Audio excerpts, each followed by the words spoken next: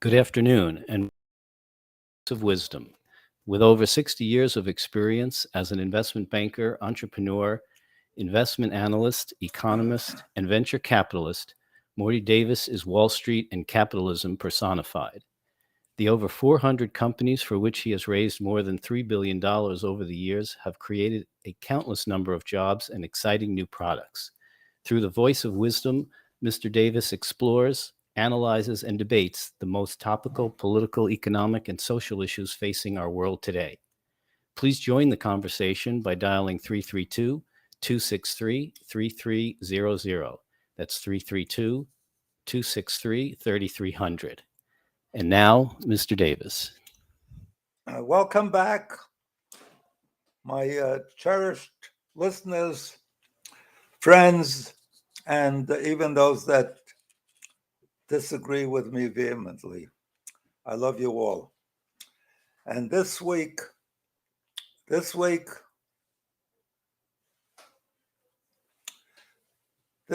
I wrote in my announcement to you, I want to discuss the implications of the 10th commandment to the U.S. Constitution, which says that the federal government only has those powers specifically delegated to it.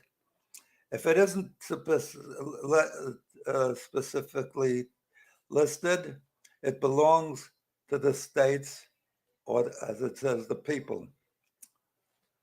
While this may seem like a simple concept, its meaning and implications are deep and very subject to various interpretations depending on how the Supreme Court and its members look at it. For example, for the longest time, individuals were limited to how much they could contribute. Citizens were limited to how much they could contribute to a political striver for political position, for congressman, senator, president, limited to how much she could contribute. And it still is.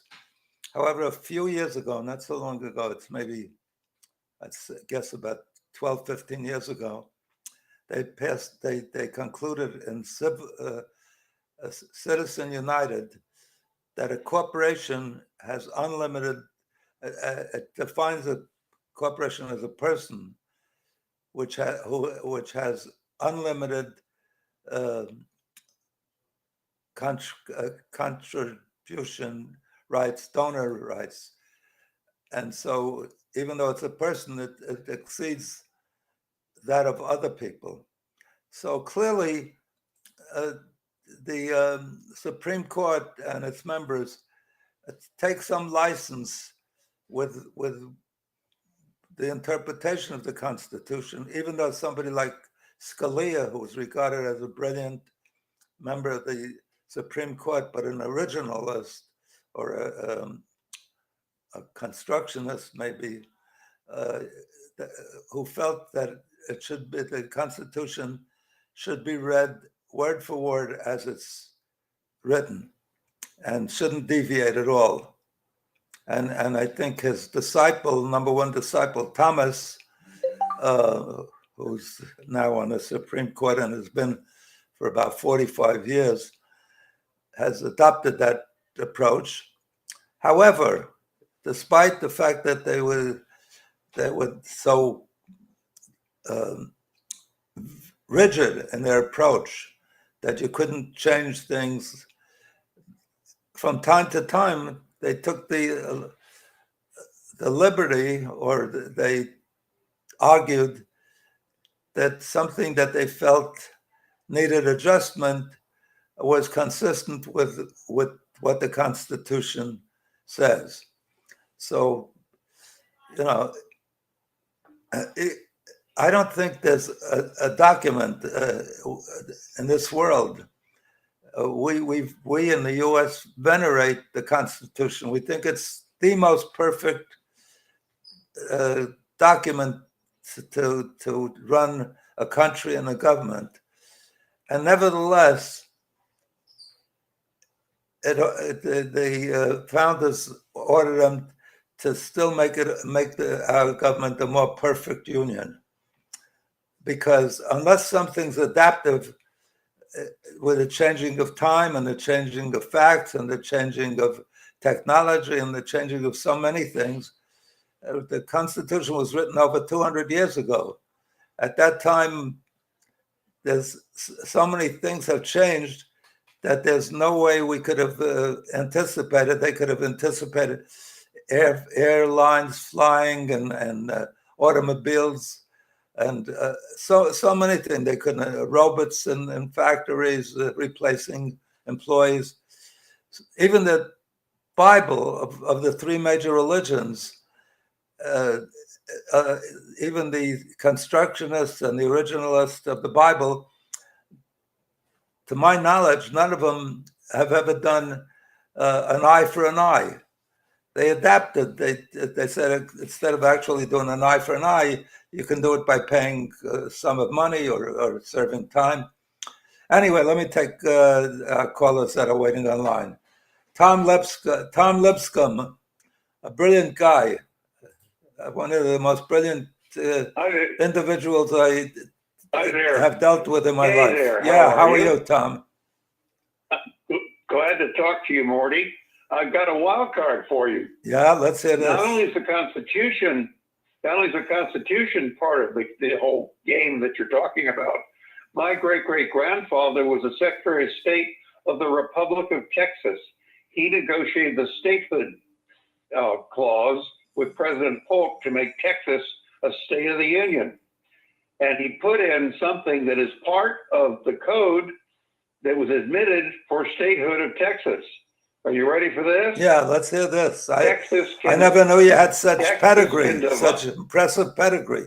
Texas has the right of its own choosing, whenever it wants to split into 3 states. That means they get 4 more senators and congressmen. Wow. And 3 states. And this is for real.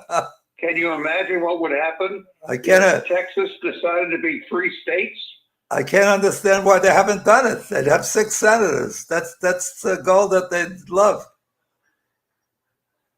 Well, it's with all the things going on, and you've already had a program on separation and the problem of states and different opinions. Imagine if Texas, which is a very red state, became 3 red states with 6 senators. Well, if they did that, it would stop being a red state, or maybe it would continue to be a red state. But for the rest of the states, we'd be black and blue. So, yep, they wouldn't know. They wouldn't know what hit them. You know, the progressive Democrats are talking about Puerto Rico becoming a state and D.C. becoming a state. Right. If Texas splits into 3, that gives them no advantages. That was your grandfather that introduced that law? Yep, he introduced it's a treaty between the Republic of Texas giving up its independent status to become a state under certain conditions. Oh. And that was one of them, and it's still in effect. My God. I suspect the governor hasn't read that or learned about it, because it would have loved to get 6 senators to vote for. It would overcome the Democratic majority by a ton. Wow. Yep, it'd be a big. I just thought you'd get a kick out of that. That's the way Morty Davis thinks. Well, so I thought you'd love it. Well, Tom, you're amazing. I always knew you were amazing, but I didn't know you had such impressive pedigree. And I hope they don't. I hope Texas doesn't listen to this program and find out about it, because they'd probably do it pretty quickly. They know all about it. Don't you worry. Oh yeah. Anyway, it's a ticking time bomb. Yeah. Tom, thank you so much for that incisive, you're welcome. Crucial information. Thank you so much. Please keep calling. Stay in touch. God bless you. Now let me take Shannon Taylor. Shannon Taylor works in the courts. He's a lawyer who works in the courts. How are you, Shannon? Morty, I'm good considering the world is collapsing. Our country and Israel is going right down the tubes. And you think we still have a constitution. Israel doesn't have one, by the way, neither does England. That's why. You mentioned that the eye and the tooth, and of course, Tavia said then the whole world will be blind and toothless. But that was never the intention of the Bible. The Talmud governs, as you know better than anyone, and the Talmud says what was meant was monetary compensation. It wasn't an interpretation. It wasn't some review. It wasn't an amendment. That was our Bible. In the case of our Constitution, there have been I don't know how many amendments. There's nothing sacred about it. You want to get together a majority, 2/3, and you can have an amendment. That's how the Constitution provided for slavery. We got rid of it. The Constitution in action didn't provide for freedom of religion for Jews. We got rid of it. There's many, many flaws. As great as Jefferson, Adams, John Jay, and others were, as you said, they couldn't anticipate the entire future. So they didn't say what the Bible said, that this is the law for all time to come and will never need to be changed, added, or subtracted. And it is not the Bible of all three religions. It is our Bible. Islam sacrifices Ishmael, not Isaac. And Christianity has Jesus. And we don't. This is our Bible alone. It is sacrosanct. Our pitiful Constitution of the United States is not. Yeah, well, the Second Amendment is one of the most rigid in terms of this nation's attitude, or at least the far right and the NRA, the National Rifle Association. They say it can't be changed, or you can't use gun control, and over time it's been changed. It says, first of all, it says a well-regulated militia being necessary, the people shall have the right to own and possess, or own and use, or I forget the exact term, own and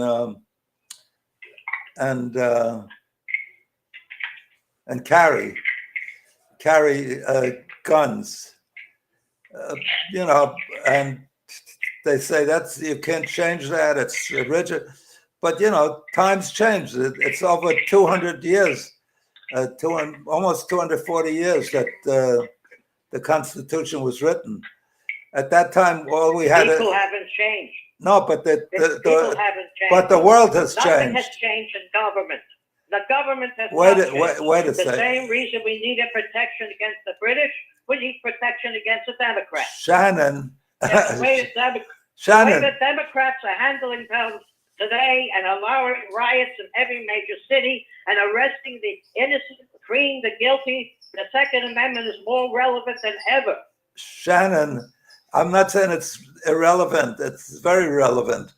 But at that time, we defeated the British with muskets that took, like several minutes to shoot again, to reload and shoot again.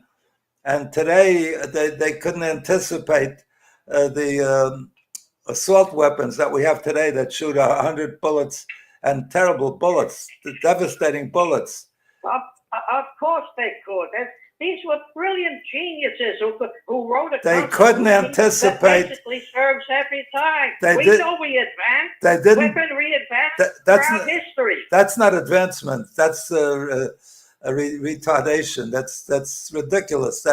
There's no reason why anybody has to own an assault weapon except for wars, and we should stop wars altogether. We should outlaw wars altogether. When the Black Panthers were armed with rifles, and when they terrorized the entire Jewish community, to put a stop to it right at their building doorstep, and when the Nazis were marching all over the place wearing weapons, Nobody stopped them. When Arafat came into Avery Fisher Hall, uninvited, he had 2 pistols by his side. No one said a word. This is only for those who really mean to defend themselves. Not for the criminals. They would let all the criminals carry their weapons. They don't even arrest them, don't even jail them. This is meant to take away the weapons from those who would defend themselves against the criminals. Shannon, how do you really feel? And that's why Shannon, how do you really What? feel? How do you really feel? No, I let Morty, I let you know exactly how I feel right away. There's no ifs, ands. I'm just kidding you. There's You no certainly, gray areas. you certainly asserted what you believe. So I don't happen to agree with you. I think that over time things change and you have to adapt. And there's no reason for anybody in this country to have assault weapons. We're the only country in the world that has these mass slaughters regularly, these mass killings, it's unbelievable. And we know the answer. Everybody knows the answer because all the other countries that suffered such occasions changed their laws and no longer have these episodes, these horrendous, heinous episodes. So sportsmen don't need it. All the Arabs Nobody needs assault weapons. In Israel, they don't have the problem because they're well trained and taught to use a weapon, to respect the weapon, and to use assault weapons only in wars. And here you can buy a gun as these kids have had, and even older people have, without getting any training, without getting any regulations, instructions on what you can and can't do. That's a different issue. I'm not against regulation. I'm not against the amendments they just passed. You gotta be a real idiot to allow a kid to come up to a gun store and buy anything he's never used before. Okay, but to shoot his own family. I'm just explaining that as the difference between Israel and the United States. They have more guns. Everybody has a gun because everybody, man, woman, every woman, man and woman has to serve in the military. So every one of them have, and they keep the gun, and they keep the gun, and they keep the gun because they serve during the year, every year. No, they don't. No, they don't keep the gun. They have to give all the weapons back unless they're called up on reserve. Okay. Everybody who has a gun, and there's only 250,000, is registered and monitored, except the Muslims. So great. The Muslims have all illegal weaponry. And they take all the illegal weaponry, they don't need licenses, and they slaughter kids and pregnant women at will. And Israel never does a thing. Okay. You made your point. I respect it. And I think as we adapt, we should consider eliminating the availability of those slaughtered. There's no reason why individuals have to have guns like that. And as for protection, buying a gun for protection, there's hardly any protection that comes from a gun. If anything, once you take out a gun, you're more likely to get killed than if you just passively let whoever enters your home or whatever. Because I don't know if you remember recently, an African-American young woman was in bed with her boyfriend, and the police, maybe accidentally, but broke into the wrong apartment. And the minute they broke in, her boyfriend took a shot at the entrance, didn't hit any of the police, but the police in turn fired back and killed her while she was in bed. And that's true of every time. Look, in Uvalde. That's police. In Uvalde. That's the police. Wait. In Uvalde. They don't know what to do with in Uvalde, the cops were all over the place, and the kids got killed. The cops are the enemy here. They're the enemy in Israel to the Jews. They don't have trained cops anymore. The great heroes of the past are gone. They give the job to anybody who will take it because he's a fool. And they don't even train them in the weapons. That's ridiculous. They start shooting at blacks Shannon, for no reason whatsoever. Shannon, and they shoot more Jews. Shannon, the cops protect the blacks. There are incidents and there are rogue cops, but the police do protect the blacks and save many lives. Anyway, thank you for the call. I hope to hear you again. Take care. Morty, I love you dearly. You survive against all odds. You survive at the top of the hill, and you should be always here with New York. You're always my dear friend. Thank you. You're great. My producer wants to share some quotes for our discussion, so let's hear what she has to say. Anna Marie, you're on. Thank you, Morty. Hi, can you hear me? Yes. Morty, okay, great. So vis-a-vis the changes in the Constitution, we've got quotes from both James Madison and Thomas Jefferson that show that they actually expected us to change things. So here's a quote that actually appeared on the Jefferson Memorial, and he says, "I'm not an advocate for frequent changes in laws and constitutions, but laws and institutions must go hand in hand with the progress of the human mind. As that becomes more developed, more enlightened, and new discoveries are made, new truths discovered, and manners and opinions change with the change of circumstances. Institutions must advance also to keep pace with the times.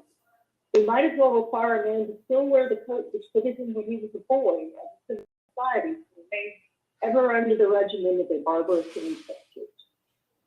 So they absolutely knew that they would need to be changing things, including the Constitution, which is partly why they included the Possible Amendment. That was Anna Marie. That was Jefferson. That was Jefferson and Madison. You said that. Well, that particular quote is from Jefferson, but Madison has one that's pretty similar. Well, that shows you that some of them recognized that a great document has to be adaptive and contemplate changes in the world. You know, as I said, we didn't have robotics replacing workers. We didn't have airplanes. We didn't have automobiles. We didn't have so many of the things that affect our lives going back then. So we have to adapt to the changes that occurred in the world. We didn't have nuclear bombs. We didn't have, all the technology that we have today is world changing, and we have to address that and deal with that, even though there's no specific addressing of these changes in the Constitution. Another quote from James Madison on a point you made earlier when you were talking about the enormous power that comes through the election fundraising that Citizens United allows. So this is James Madison actually before from one of his Federalist papers. And he says, "We are free today substantially, but the day will come when our republic will be an impossibility. It will be an impossibility because the wealth will be concentrated in the hands of a few. A republic cannot stand upon bandwagon. Okay. And when the day comes, the wealth will be Anna, let me take this call. Ms. Elaine. Miss Okay. Elaine. Ms. Elaine, MS. Elaine. Thank you. Yes. I certainly agree with Thomas Jefferson in that the Constitution has to be adaptive. And in many, many cases, we can see that it has. But when it comes to gun control, we see that it hasn't. And I think it is a great peril to our nation that, well, we could take just the case of small children going to school. And how many shootings have we had in public schools or schools in general? How many in churches, in synagogues? People cannot carry on now their lives in a way that they could before these assault weapons were available to anyone and everyone. I agree. Why should any civilian need an assault weapon? For what reason could it possibly be? Yeah. My hopes are that there will be gun legislation that changes completely, and something like the Nordic countries, like Sweden, like Denmark, like New Zealand. Why can we not see that? Obviously, Jefferson saw that our needs would change and our Constitution would have to adapt. So that's my 2 cents. Elaine, that's brilliant, because it's horrible that exists today, that parents are so worried when they send their little children to school, that teachers are so worried. They're talking about having teachers carry guns and defend their students. It's so scary. It's so horrible. Just the last thing. It's so horrible that little would ever kids want. worry. Little kids now worry, are frightened that when they go to school, it's outrageous. And we know the answer. It's not, they're so happy that they compromised and got a bill passed about some form of gun. It's not even gun control. They're going to figure out if they can, through mental health, sort of monitoring mental health, whether they can find somebody that's going to do such an act, such a heinous act, before they do it.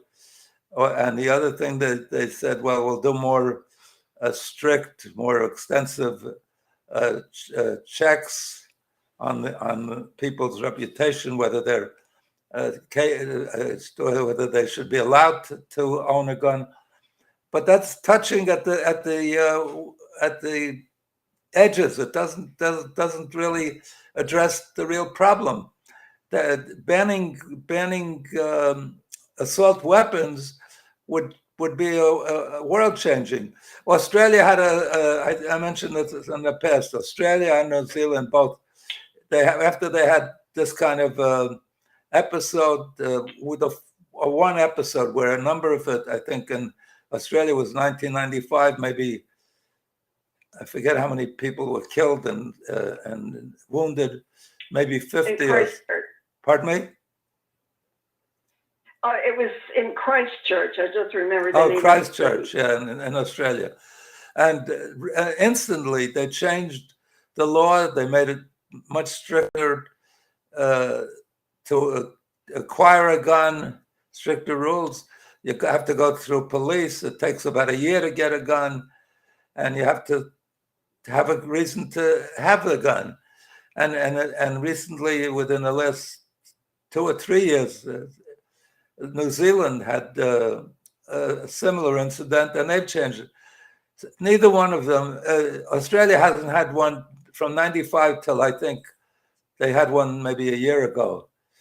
And in Japan, they said, well, they just killed the former prime minister or president, I forget which. But that was the first time in years. Yeah, and they said that happened in right. Japan. They said they have about one a year killing by guns.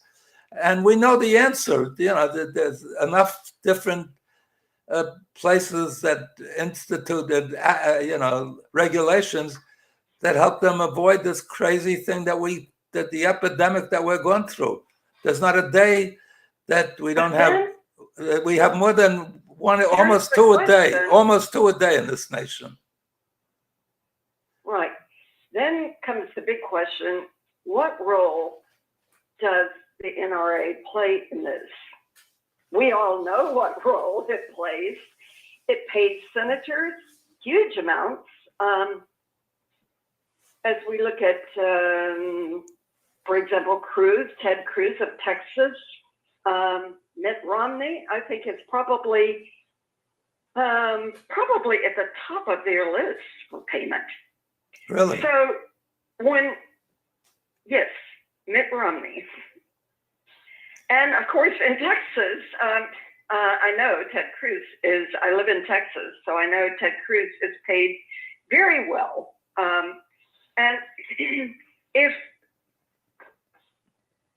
if the NRA were, let's just say, obliterated, what then would be the political force that would move in to really want to have guns? Is there another force that really wants everyone to have these assault weapons? Elaine, you make a great point, because the majority of Americans, I think over 70%, maybe even more, are for gun control, for real gun control, and the banning of assault weapons. And the NRA, because it's so single-minded in its goals, and insists that if, And so wealthy. and so yeah, because it's one of the most profitable industries, especially the most profitable Exactly. the most profitable segment of their industry is selling assault weapons. They sell for $1,000 or $2,000 each, and they advocate these bullets that are used that are much more horrendous in their destructive capacity and their killing capacity than any other gun, because in Uvalde, I think that's the title of the correct name of the place in Texas that suffered, I think 21 people killed, two or three teachers, and all these little young kids. And what was the point I was going to make? You know, police were all around. Well, all unnecessarily. Why should those people have lost their lives? Because a young man was deranged, but why was he allowed to go in the day after his 18th birthday and buy an assault weapon? What law? Why would reasonable people have laws that would permit such a thing? Yeah, so the Congress, both sides, Democrats and Republicans, said they've made significant headway because they raised the age from 18 to 21. To 21, and the fellow who did it, the killer in Uvalde, was 22, which is nonsense. That you have to ban assault weapons. Right. There's no reason for any American, not for sports, not for safety, not for anything, to have. They couldn't even identify so many of the kids that were killed because the bullets are so devastating that they had to do DNA to identify the kids. So devastating.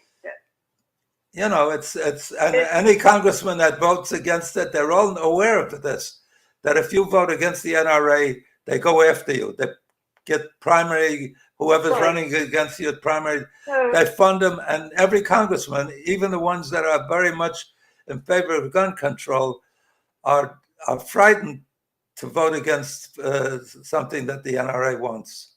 It's a terrible institution. So we know the sportsman wants his guns or rifles to go out and kill little rabbits and deer and little creatures like that. Well, he certainly doesn't need an assault weapon, but assault weapons should be banned completely. The other things, well, maybe I shouldn't even speak to that topic because I'm not interested in guns being around for anyone. But that is only a personal opinion. All the sportsmen want their guns, and if they use them reliably, then so be it. But there should always be checks on ammunition and on guns that can kill, and we have seen it almost weekly in the United States. And Elaine, we're a democracy, and we're supposed to be guided by what the majority wishes and votes exactly. for. And instead, it's the donors that call the shots, and they need the campaign money, or they want the campaign money, so they always vote for the ones, whoever gives them the money. And in Roe Wade, the 2 or 3 recent nominees and appointees lied about when they were asked about Roe Wade. They said they believe in precedent, and the first time it came up, they disregarded precedent. Historically, if a behavior was accepted for years, it it became part of the legitimate constitution. And Roe Wade has been 50 years, so it's certainly a precedent. But they lied and said just to get they couldn't be straightforward and say what they really think. But there wasn't even any hesitation. The minute it came up recently, they contradicted. Their vote was diametrically opposed to what they had testified to in their. The Supreme Court justices, when they were going through the hearings, vowed that they would uphold Roe versus Wade. Well, yeah, the precedent, 50-year precedent.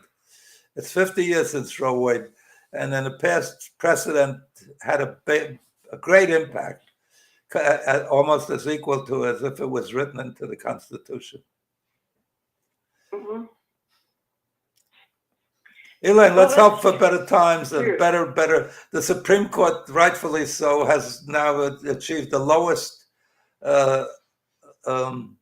popularity, or the greatest unpopularity, since it was first set up in the early years of our country.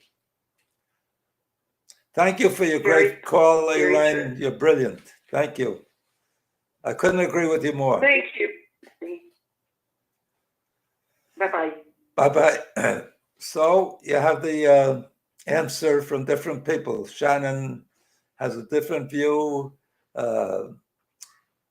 Elaine has a different view, and that's what this country is all about. We're all entitled to express our views, and unfortunately, it's become so bad, the disagreement, that whole families of my kids disagree with much of I do. They say, "When did you change?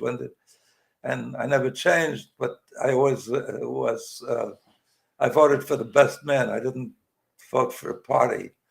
I tended to be more Republican than Democrat in my later years and in my more mature years. But I voted for Democrats as well as Republicans. If they were good, if I thought they were good, then I voted for them.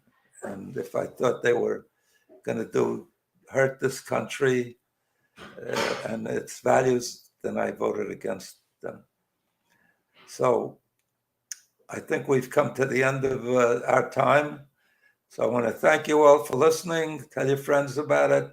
And please call me with your views whenever you have a view on what we're discussing or anything else. Have a great day. Have a great every day. And have a great life. I love you. Bye.